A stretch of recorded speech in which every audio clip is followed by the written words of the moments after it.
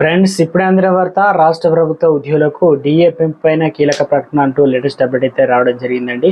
ఆ వివరాలు ఏంటనేది మన వీడియో రూపంలో తెలుస్తున్నా. వీడియో స్కిప్ చేయకుండా పూర్తిగా చూడండి, అప్పుడే కంప్లీట్ ఇన్ఫర్మేషన్ అయితే అర్థమవుతుంది. చూస్తున్నారు కానీ సబ్స్క్రైబ్ మర్చిపోతున్నారు. దయచేసి ఈ ఛానల్ సబ్స్క్రైబ్ చేసుకొని బెల్ బటన్ యాక్టివేట్ చేసుకోండి. అదేవిధంగా లైక్ చేయడం మర్చిపోతున్నాం, దయచేసి లైక్ చేయండి. లైక్ చేయకుండా వీడియోలోకి అయితే వెళ్ళిపోదామండి. మనం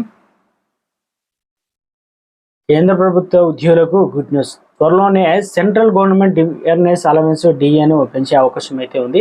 సాధారణంగా కేంద్ర ప్రభుత్వం all India consumer price index ఆధారంగా డిఏ హైక్ అయితే ప్రకటిస్తుంది. వచ్చే నెల సెప్టెంబర్లో ఏఐసిపిఐ ఇండెక్స్ విడుదల కానుంది. అందులో డిఏ పెరుగుదల ఆశాజనకంగా ఉండవచ్చునని ఉద్యోగ వర్గాలు భావిస్తున్నాయి.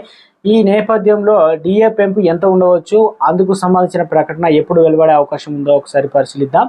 డిఏ హైక్ ప్రకటన ఎప్పుడు అనగా 7వ వేతన సంఘం కింద జీతాలు కేంద్ర ఉద్యోగులకు డిఎన్ఎస్ అలవెన్స్ అయితే పెరగనుంది. ఈ ఏడాది జనవరి నుంచి జూన్ వరకు కూడా ఉన్న ఏఐసిపిఐ ఇండెక్స్ ఆధారంగా తాజా డిఎన్ఎస్ అలవెన్స్ కూడా నిర్ణయించనున్నారు. అయితే ఎంత పెంపు ఉంటుందనే విషయంపై ఇప్పటివరకు క్లారిటీ అయితే లేదు.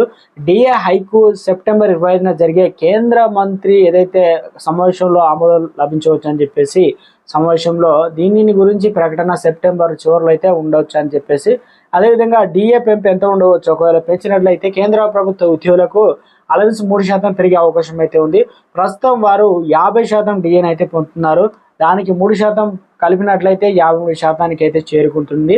ఇక ఏఐసిపిఐ ఇండెక్స్ ప్రకారం 2024 జూన్ నాటికి మొత్తం డిఎన్ఎస్ అలవెన్స్ 53.36% అయితే చేరుకోవాలి. అయితే ప్రభుత్వం దశాంశాల పాయింట్ ఉండేవి లెక్కన తీసుకోవద్దు, అందుకే డిఏని 53% అయితే స్వీకరిస్తుంది. కాబట్టి ఇక 6 నెలల ఏఐసిపిఐ ఇండెక్స్ డిఎన్ఎస్ అలవెన్స్ వివరాలు నెలవారీగా చూస్తే 2024 జనవరిలో మొత్తానికైతే తెలంగాణ ఇటు ఆంధ్రప్రదేశ్లో సెంట్రల్ గవర్నమెంట్లో ఉద్యోగాలు చేస్తున్నారు కాబట్టి మనకు సెప్టెంబర్ నెల రాబోతుంది. పూర్తి స్థాయిలో కూడా ఉద్యోగులకు డిఏ పెంపు అయితే ఉండబోతున్నారు. దీనికి సంబంధించి స్పష్టతలో రానబోతుంది అనమాట.